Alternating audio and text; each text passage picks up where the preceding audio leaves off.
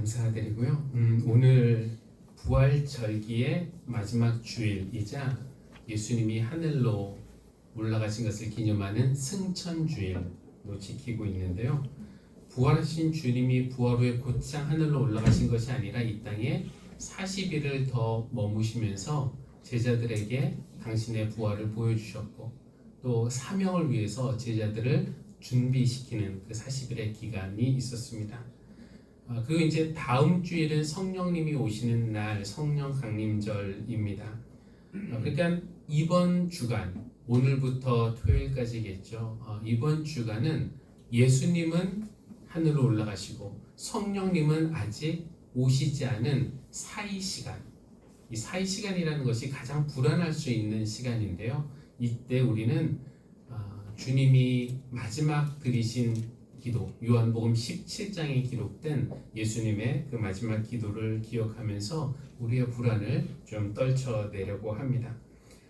오늘 읽은 요한복음 17장은 예수님의 마지막 기도의 일부를 우리가 읽었는데요.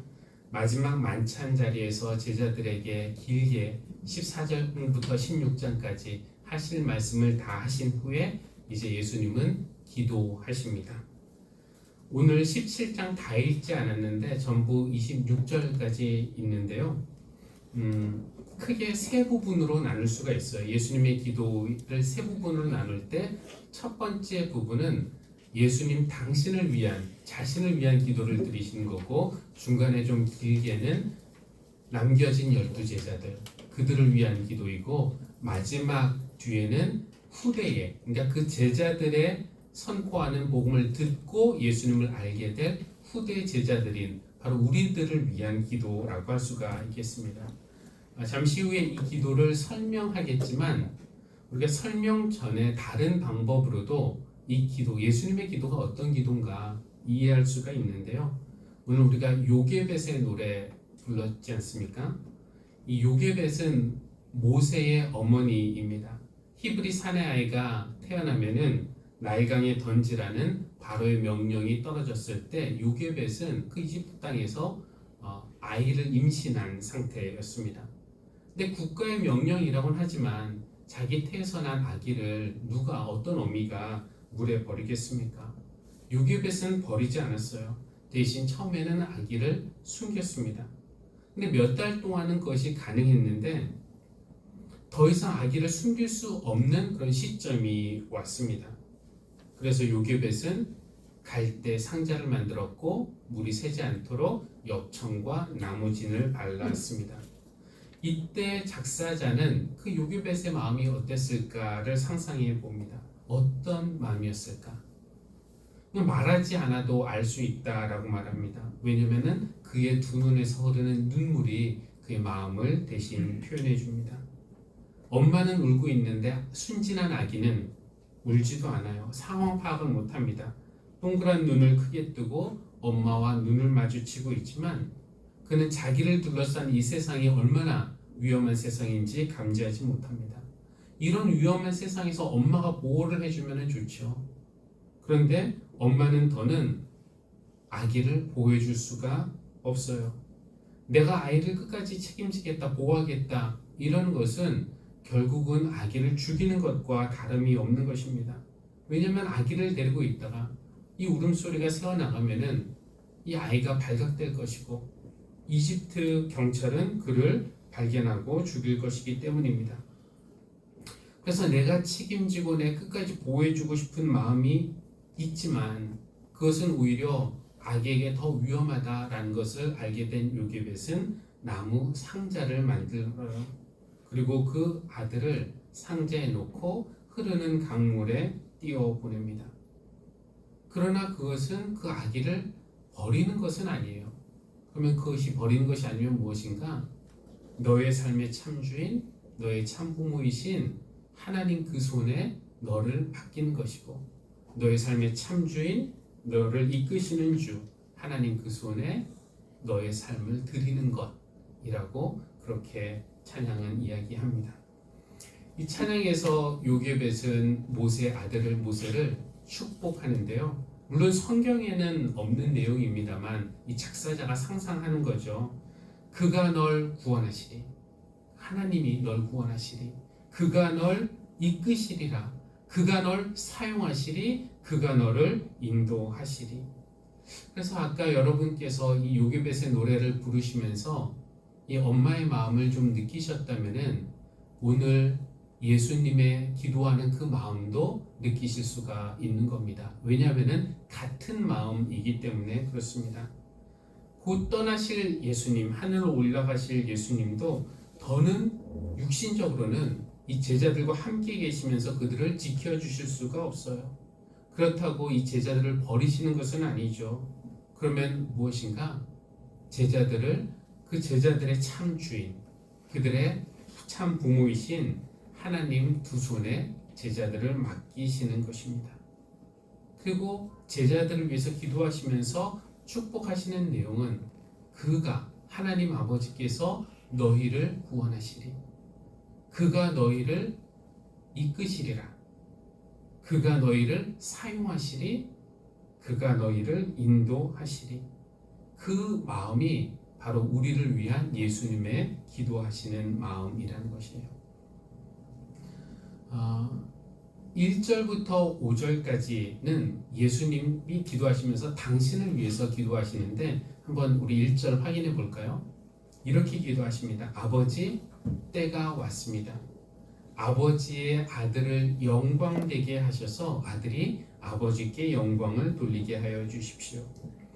아버지의 아들을 영광되게 해달라는 이런 기도는 어떻게 들리시나요? 언뜻 들으면 좀 예수님답지 못한 기도로 들리진 않습니까? 나를 영광되게 해주십시오. 나에게 많은 유산을 달라는 겁니까? 나를 성공하게 해달라는 겁니까? 나를 출세하게 해달라는 겁니까? 근데 그렇지 않습니다. 아들을 영광되게 하셔서 아들이 아버지께 영광을 돌리게 해달라는 그런 기도인데 예수님에게 영광은 우리가 생각하는 영광이랑은 좀 달라요. 그러니까 주목받고 환호받고 조명받고 박수받고 이런 것이 영광이 아니라 하나님이 맡겨주신 일을 내가 완성하는 것, 완수하는 것, 이것이 예수님에게 영광입니다. 하나님이 맡기신 일이란 무엇입니까? 예수님이 십자가를 지심으로써 구원의 계획을 완성하시는 것이에요.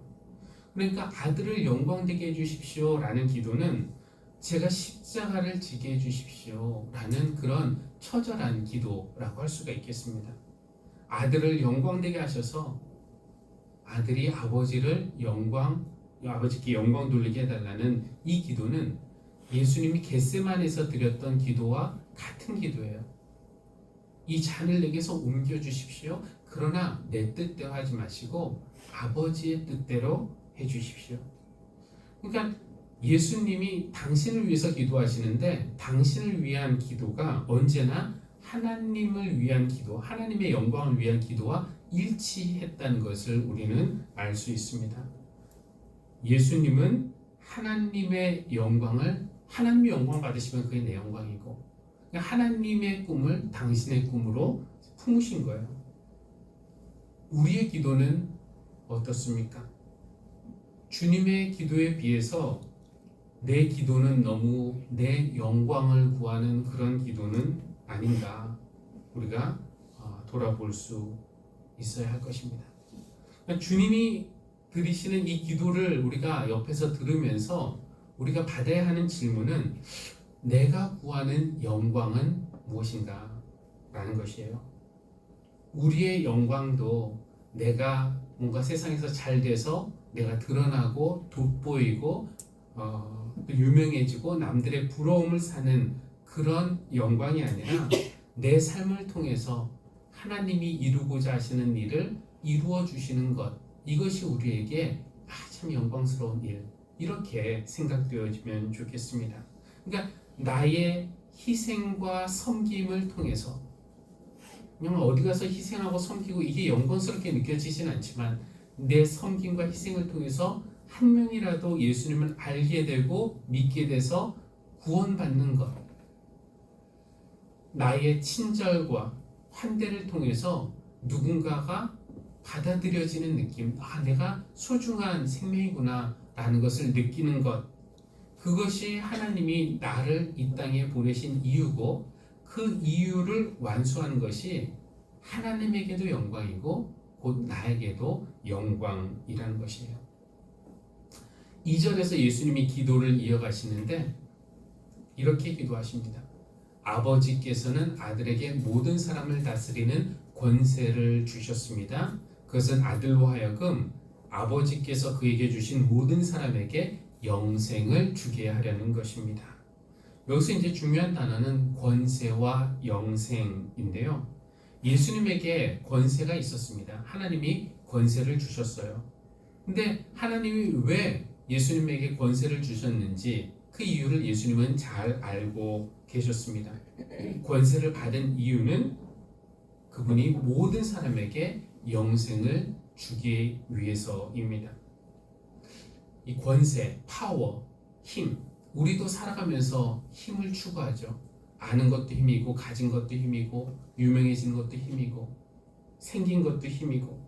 근데 우리는 이 힘을 추구합니다. 근데 왜 그렇습니까? 왜 우리는 힘을 더 가지고 싶어 합니까? 영향력을 끼치기 위해서인데, 더 솔직히 말하면은 다른 사람을 좀 지배하기 위해서, 남들이 내 뜻을 잘 따르도록 하기 위해서 우리는 힘을 갖고 싶어 하지 않습니까? 그러나 예수님은 군림하거나 지배하기 위해서 권세를 가지신 것이 아니었어요. 예수님에게 권세의 목적은 영생을 선물하는 데 있었다라는 것입니다. 우리도 그런 이해가 필요합니다. 하나님께서 나에게 어떤 힘, 권세, 파워를 주셨다면은 그 목적도 나를 확장하라고, 다른 사람을 지배하라고, 부리라고 주신 힘이 아니라 영생을 선물하는 데에 사용하라고 주신 권세입니다. 우리도 주님처럼 누군가에게 영생을 선물하는 일, 그 영생이라는 건 다른 게 아니라 예수님을 알고 믿고 구원받는 것인데요. 그런 일에 우리가 가진 힘, 그 힘이 무엇이든지 우리가 가진 힘을 영생을 선물하는 일에 사용하는 마음이 우리에게 생기기를 바랍니다.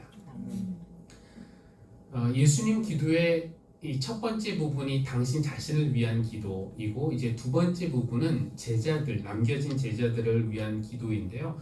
핵심은 우리가 다 살펴볼 수는 없지만 11절이 핵심이라고 보여져요. 이렇게 기도하시죠. 나는 이제 더 이상 세상에 있지 않으나 그들은 세상에 있습니다.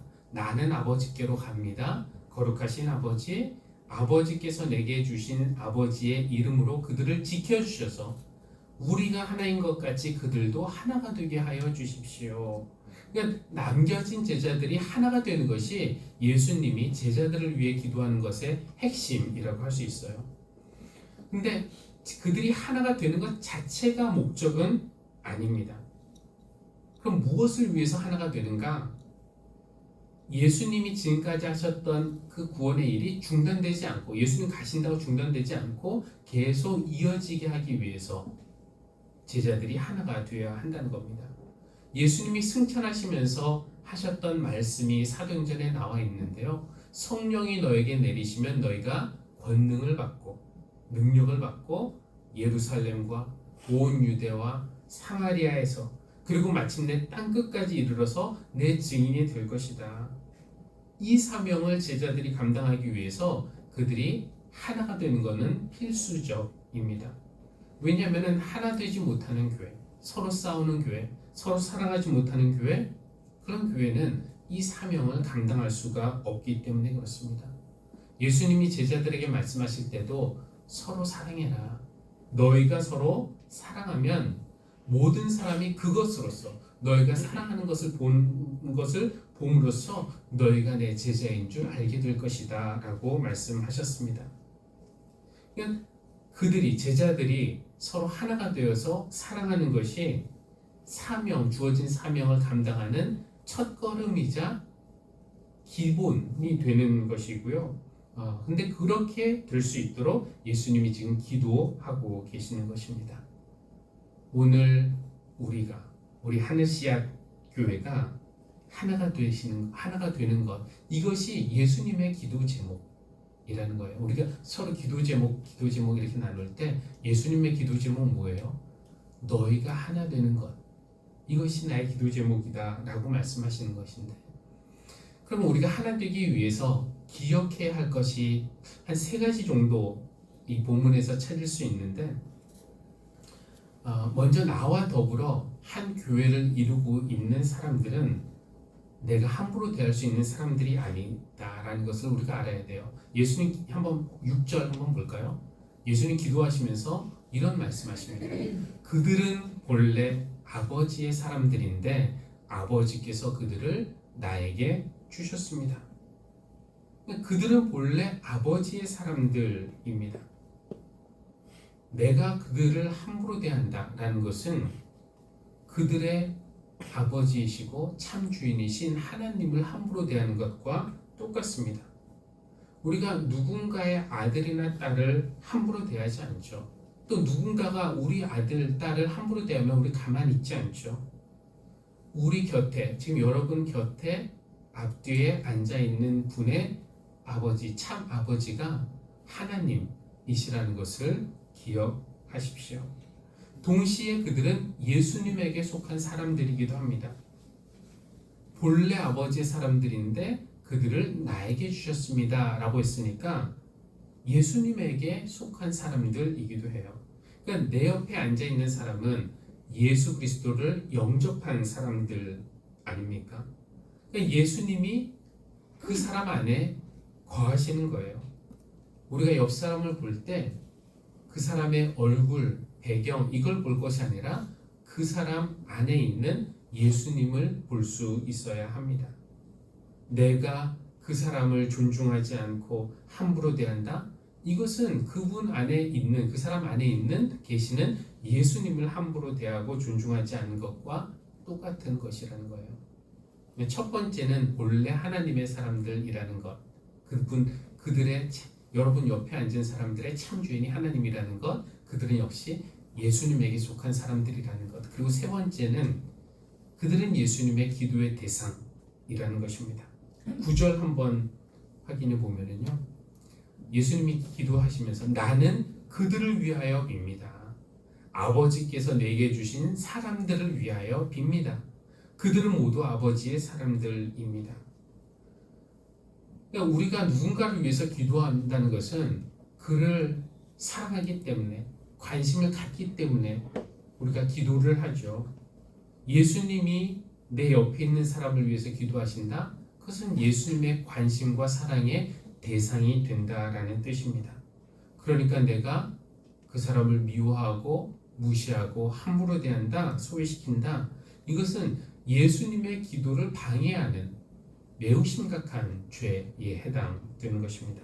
근데 예수님의 기도만 방해하는 죄가 아니라 그를 위해 돌아가신 예수님, 그것이 예수님의 십자가를 헛된 것으로 만드는 그런 죄이기도 합니다.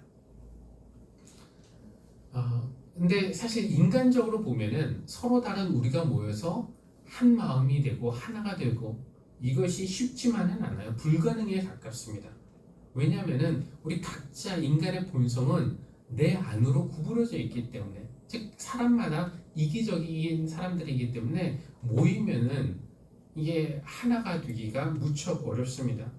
어느 순간 좋다가도 조금 같이 가다 보면은 갈등이 생길 수밖에 없어요. 교회도 마찬가지인데 그럴 때마다 교회는 방금 말씀드린 이 3가지를 애써 기억해야 합니다. 예배를 드릴 때마다, 성찬을 행할 때마다 나와 함께 있는 이 사람들은 본래 하나님에게 속한 사람들, 본래 아버지의 사람들, 그리고 예수님에게 주셨으니까 예수님의 사람들, 그리고 예수님이 그들을 위해서 기도하고 있다, 기도의 대상이 되는 그런 사람들이라는 것을 우리가 기억할 때, 그리고 예수님이 그들 안에 살아계시고 또 예수님이 그들을 위해 죽으신 소중한 존재임을 잊지 않는 것이 우리 교회가 하나 되는 길이라는 것을 우리가 꼭 기억하면 좋겠습니다. 우리가 읽지 않았지만 17장의 마지막 부분은 미래의 제자들, 이 지금의 제자들의 증언을 듣고 예수님을 알게 될 미래의 제자들을 그러니까 우리를 포함한 이 모든 사람들을 위한 주님의 기도인데요. 이 기도 역시 핵심은 그들도 하나 되게 해달라는 기도예요. 방금 인간 세상에서는 서로 다른 사람들이 모여서 하나 된다는 것이 불가능에 가깝다라는 말씀을 드렸는데, 물론 하나가 되는 방법이 아주 없는 것은 아니에요. 우리가 군대를 생각해 보면은 똑같은 공간에서 살고 똑같은 헤어스타일, 똑같은 복장, 똑같은 교육 이런 거 반복하다 보면은 어느새 하나가 되지 않습니까? 그리고 같은 학교의 학생들도 하나라는 의식, 같은 회사의 직원들, 같은 스포츠팀의 팀원들, 어느 순간만큼은 하나라고 생각을 합니다. 그런데 잘 생각해 보면은 이 세상 조직이 하나가 되는 동기, 중요한 동기는 외부의 적입니다. 그러니까 외부의 어떤 대상을 적으로 규정을 하고 그에 대한 그 적에 대한 어떤 적대심을 키우고 어떤 우리 그냥 두면 위험하다는 어떤 위기감을 조성하면은 내부적으로는 단결되고 하나가 될 수 있습니다. 북한을 적으로 규정할 때 군대가 하나가 되고 다른 경쟁 회사를 적으로 규정할 때 우리 회사가 힘을 모으고 상대 팀을 적으로 규정할 때 우리 팀이 단결하고 하나가 됩니다. 근데 그것은 세상의 방식이지 예수님의 방식은 아니에요. 교회가 하나 되게 하는 것이 목적이어서 세상을 적대시하지는 않습니다. 예수님은 교회가 하나가 되게 해달라고 기도하시면서 우리가 21절과 23절에 각각 기도하시는데 그 끝을 보면은 한번 볼까요? 21절 아버지께서 내 안에 계시고 내가 아버지 안에 있는 것과 같이 예수님과 하나님도 하나죠. 그들도 하나가 되어 교회도 하나가 되어서 우리 안에 있게 하여 주십시오. 그래서 아버지께서 나를 보내셨다는 것을 세상이 믿게 하여 주십시오 라고 기도하십니다. 그러니까 세상을 이기기 위해서 우리가 하나 되는 것이 아니라 우리를 통해서 세상이 예수님을 믿게 하기 위해서 우리가 하나가 되어야 된다는 거예요. 또 23절 그들이 완전히 하나가 되게 하려는 것입니다. 이렇게 기도하시면서 그것은 아버지께서 나를 사랑하신 것과 같이 그들도 사랑하셨다는 것을 세상이 알게 하려는 것입니다. 그러니까 예수님의 이 기도의 끝에는 늘 세상이 있습니다.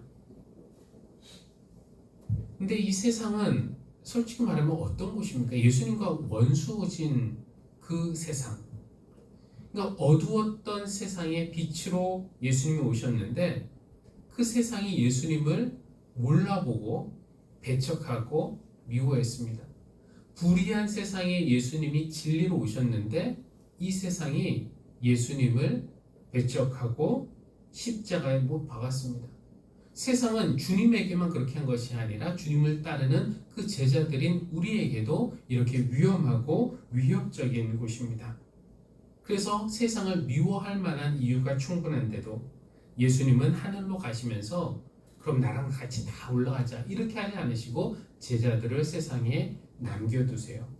왜냐하면 세상이 교회를 통해서 예수님을 알게 되고 보게 되고 믿게 되고 그래서 구원받기를 원하시기 때문에 그렇습니다. 예수님의 그 기도의 끝에는 궁극에는 세상이 포함되어 있구나. 세상을 심판하시는 것이 아니라 세상을 구원하시는 것이 예수님의 목적이라는 것을 우리가 기억해야 하겠습니다. 우리가 세상을 위해서 섬기고 희생하고 복음을 들고 땅끝까지 이르러 증인이 되는 것, 이것은 매우 위험하고 어려운 일임을 하늘로 올라가시는 주님은 잘 알고 계세요.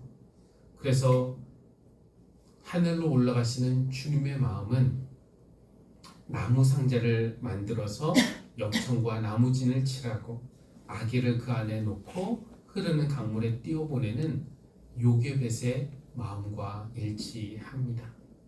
그러니까 우리를 보시면서 주님이 하시는 말씀, 너의 삶의 참주인, 너의 참부모이신 하나님 그 손에 너희를 맡긴다. 너의 삶의 참주인, 너희를 이끄시는 주 하나님 그 손에 너희의 삶을 드린다. 그가 너희를 구원하시리. 그가 너희를 인도하시리. 그가 너희를 사용하시리. 그가 너희를 이끄시리라. 그래서 하나님이 요게벳의 기도를 들으시고 그래서 결국 모세를 통해서 모세를 사용해서 이스라엘 백성을 구원하셨듯이 오늘 하나님께서 예수님의 기도를 들으시고 우리를 사용하셔서 우리 하늘 씨앗 교회를 사용하셔서 이 세상에 우리 주변 세상에 생명 주시는 일을 계속 이어가시기를 바랍니다. 아멘. 성령님 우리를 도와주십시오. 아멘. 아멘. 지금도 계속해서 구원을 이루어 가시는 하나님, 주님이 하늘로 올라가시는 것을 기념하는 승천주일, 우리 주님의 기도를 다시 듣게 하시니 감사합니다. 하나님, 우리도 영광을 구했는데 우리가 생각하는 영광은 예수님이 생각하시던 영광과 많이 달랐습니다. 우리도 권세를 구했는데 우리가 힘을 얻으려고 했던 이유와 예수님이 권세를 사용하셨던 이유가 많이 달랐습니다.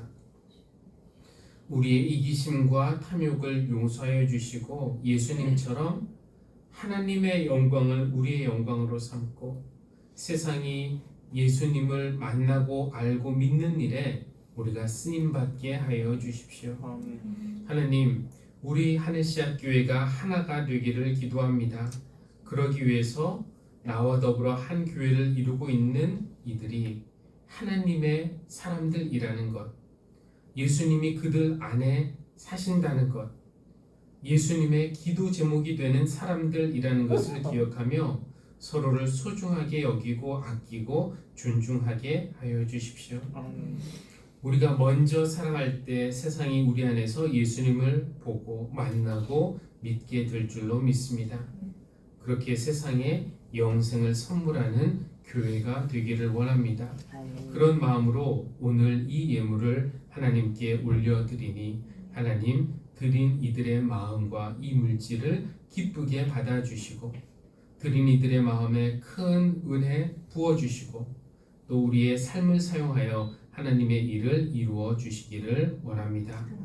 우리 성도들이 늘 주님 안에서 평안하고 형통하게 하시고 또 그들의 삶을 통해 하나님 바라시는 열매 맺게 하여 주십시오.